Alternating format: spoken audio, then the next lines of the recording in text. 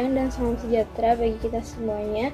Sebelumnya perkenalkan, nama saya Anggi Syara Guliska Damanik dengan NIM 250801055.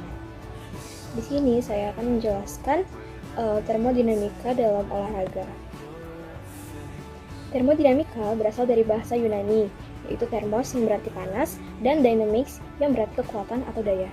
Secara ilmiah, termodinamika adalah cabang fisika yang mempelajari hubungan antara kalor, energi, dan kerja. Ilmu ini menjelaskan bagaimana energi berpindah dari satu bentuk ke bentuk lainnya di dalam suatu sistem. Dalam konteks kehidupan sehari-hari, khususnya olahraga, termodinamika menjawab pertanyaan-pertanyaan mendasar seperti mengapa tubuh kita panas saat berolahraga, mengapa kita berkeringat, dan mengapa otot menjadi lelah. Termodinamika memiliki 4 hukum utama yang bisa kita lihat dari sisi kanan slide ini. Hukum ke-0 berbicara tentang kesetimbangan termal, hukum ke-1 tentang kekekalan energi, hukum kedua tentang entropi yang selalu meningkat, dan hukum yang ketiga yakni tentang batas minimum entropi pada suhu nol mutlak. Keempat hukum ini akan menjadi fondasi seluruh pembahasan kita pada saat ini. Nah, kita mulai dari hukum ke-1 termodinamika yang dikenal sebagai hukum kekekalan energi. Hukum ini menyatakan bahwa energi tidak dapat diciptakan maupun dihancurkan. Energi hanya dapat berpindah atau berubah bentuk. Secara matematis, hukum ini dituliskan sebagai delta U sama dengan Q dikurangi W, di mana delta U adalah perubahan energi di dalam sistem, sementara Q adalah kalori yang diserap dan W adalah kerja yang dilakukan oleh sistem. Dalam tubuh manusia, hukum ini bekerja dengan sangat nyata. Perhatikan diagram alur di dalam slide ini. Makanan dan minuman yang kita konsumsi mengandung energi kimia dalam bentuk kalori. Energi ini kemudian dipanaskan oleh sel-sel tubuh menjadi ATP, atau adenosine triphosphate, yang merupakan mata uang atau energi di dalam tingkat sel.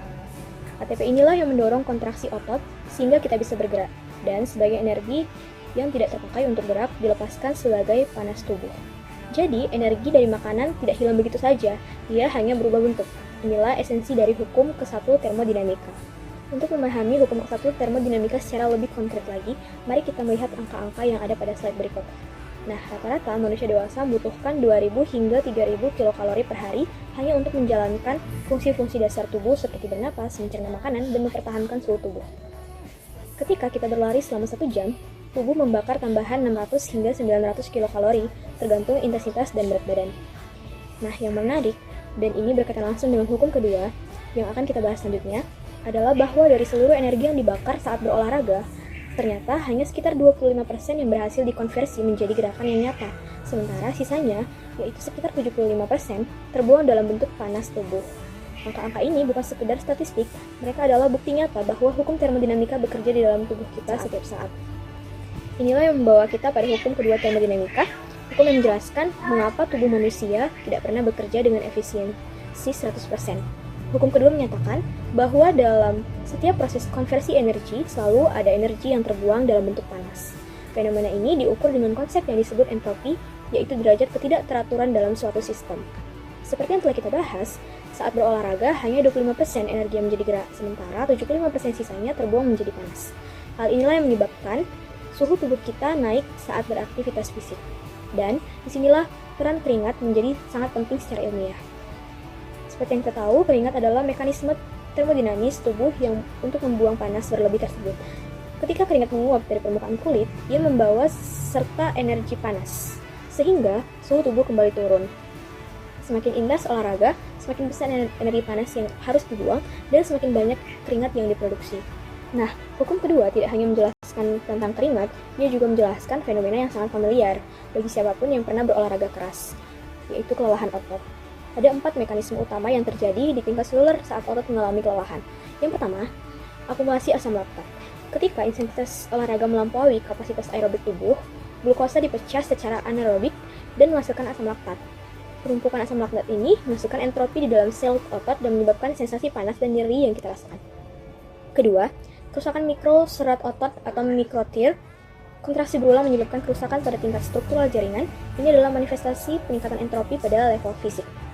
Ketiga, kelelahan saraf atau neural fatigue, sistem saraf pusat yang juga mengalami penurunan kemampuan mengirim sinyal, sehingga otot tidak merespon seefektif sebelumnya. Dan yang keempat, yang paling menarik secara termodinamis, yaitu pemulihan. Untuk mengurangi entropi yang sudah meningkat, tubuh membutuhkan energi dari luar, istirahat, nutrisi, dan hidrasi. Ini sejalan sempurna dengan hukum yang kedua, yang menyatakan bahwa mengurangi entropi selalu membutuhkan input energi. Nah, setelah kita memahami hukum ke-1 dan hukum kedua termodinamika, kini kita beralih ke hukum ke-0, yang meskipun dinamai nol, justru merupakan fondasi dari seluruh konsep pengukuran suhu. Hukum ke-0 ini menyatakan bahwa jika dua sistem berada dalam kesetimbangan termal dengan sistem ketiga, maka keduanya juga berada dalam kesetimbangan termal satu sama lain. Sederhananya, suhu adalah properti yang dapat dibandingkan dan diseimbangkan. Dalam tubuh manusia, hukum ini menjelaskan mekanisme termoregulasi, kemampuan luar biasa tubuh untuk mempertahankan suhu inti di sekitar 37 derajat Celcius, bahkan di tengah aktivitas fisik yang intens. Proses ini berlangsung dalam 3 tahapan yang dapat kita lihat pada diagram. Nah, pada tahap pertama, saat berolahraga, kita otot menghasilkan panas berlebih dan suhunya dapat meningkat hingga 39 sampai 40 derajat Celcius. Darah kemudian bertindak sebagai medium perpindahan panas, membawanya ke seluruh tubuh. Tahapan kedua, hipotalamus, bagian otak yang berfungsi sebagai termostat tubuh, mendeteksi kenaikan suhu ini dan segera mengaktifkan mekanisme pendinginan. Pada tahapan yang ketiga, keringat mulai diproduksi dan menguap dari permukaan kulit, melepas energi panas ke lingkungan. Suhu tubuh berangsur turun dan kembali menuju kesetimbangan 37 derajat Celcius. Inilah termodinamika yang bekerja secara otomatis di dalam tubuh kita tanpa kita sadari. Pemahaman tentang termodinamika bukan sekedar teori dari buku teks yang memiliki aplikasi yang sangat konkret dan langsung dalam dunia olahraga modern. Contoh yang pertama dalam hal nutrisi atlet. Program makan atlet dirancang berdasarkan hukum pertama, yang memastikan asupan kalori yang masuk sesuai dengan kebutuhan energi, latihan, dan kompetensi. Terlalu sedikit kalori, performa menurun. Terlalu banyak berarti energi tersimpan sebagai lemak. Nah, contoh yang kedua, manajemen hidrasi. Karena keringat adalah mekanisme termofisika yang vital, atlet harus mengganti cairan yang hilang secara berkala. Dehidrasi menghambat kemampuan tubuh membuang panas, meningkatkan resiko heat stroke. Contoh yang ketiga, desain pakaian olahraga. Material modern seperti Dri-Fit dan mesh dirancang secara khusus untuk memaksimalkan penguapan keringat sehingga mempercepat pembuangan panas tubuh. Nah, yang keempat, pemulihan pasca latihan.